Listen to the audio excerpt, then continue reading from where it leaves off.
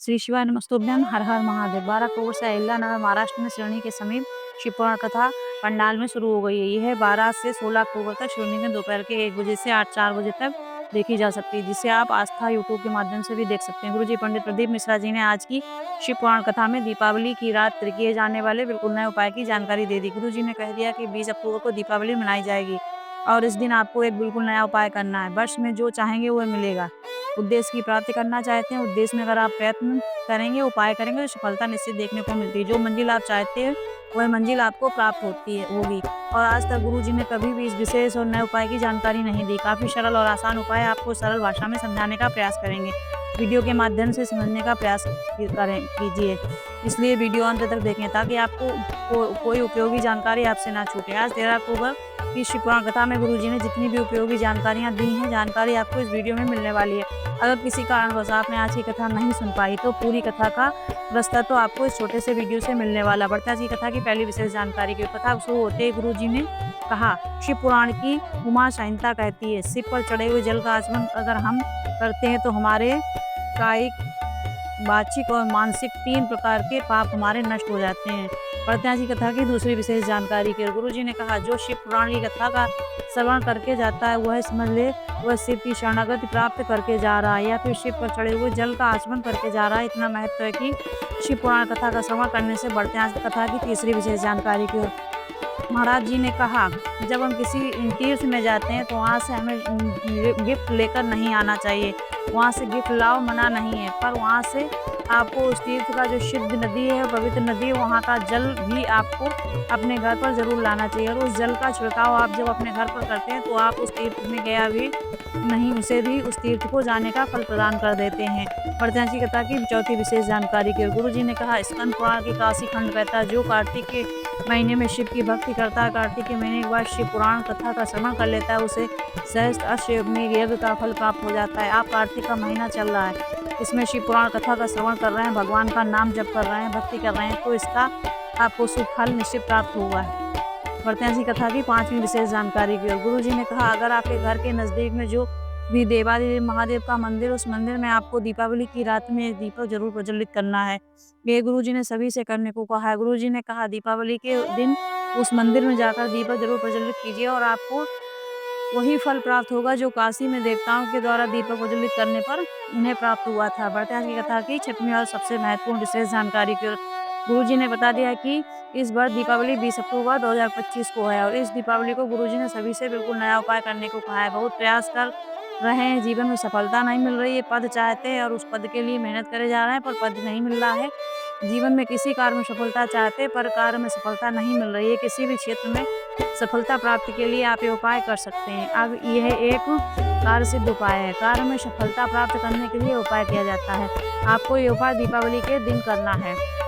दीपावली के दिन आपको भोलेनाथ के मंदिर में जाकर एक बेलपत्र को शिवलिंग पर स्पर्श कराना, उसे प्राप्त करके अपने घर ले आना है। उसके बाद उस बेलपत्र को दीपावली का जो पूजन का स्थान होगा, मतलब जहाँ पर आप दीपावली की पूजन करते हैं, शाम के समय जब करते हैं पूजन उस बेलपत्र पर, वहाँ पर है उस बेलपत्र को आपको थोड़ा सा हल्दी और कुमकुम अर्पित करना है।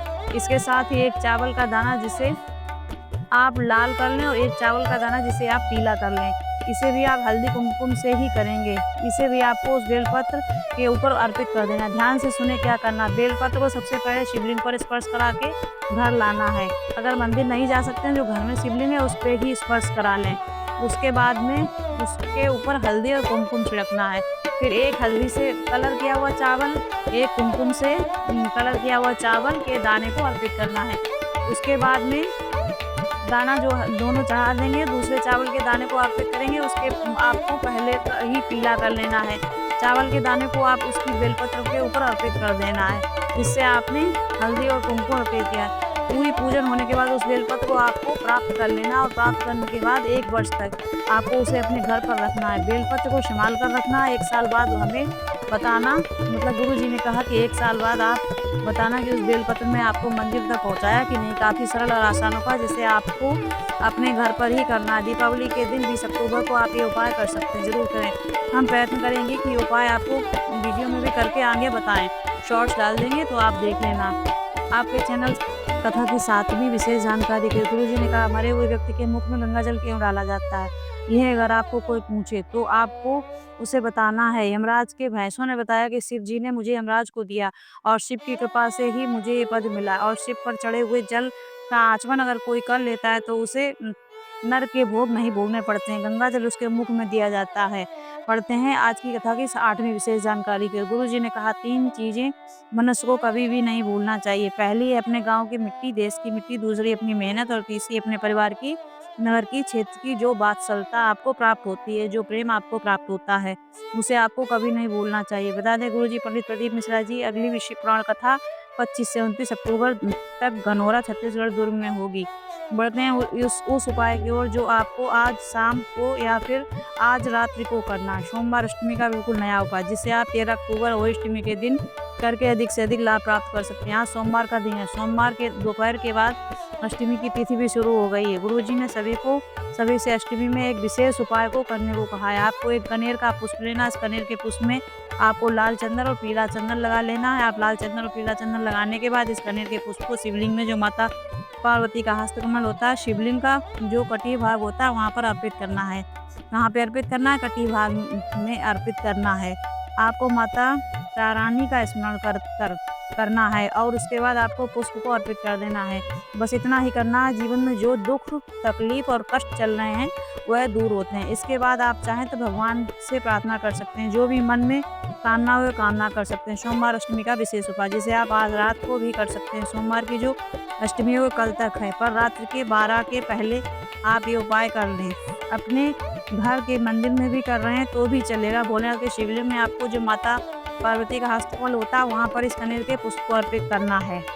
आशा करती हूँ कि आपको हमारे वीडियो में सभी जानकारियों से अगर थोड़ा भी लाभ प्राप्त हुआ तो प्लीज़ हमें कमेंट करके बताइए। और आप ये भी बताइए कि आप किस सिटी से देख रहे हैं, और दिवाली की जो 5 दिन की पूजन विधि है वो अगर आपको चाहिए तो आप कमेंट कीजिए, हम आपको बताने की कोशिश करेंगे। श्री शिवाय नमस्तुभ्यम। हर हर महादेव।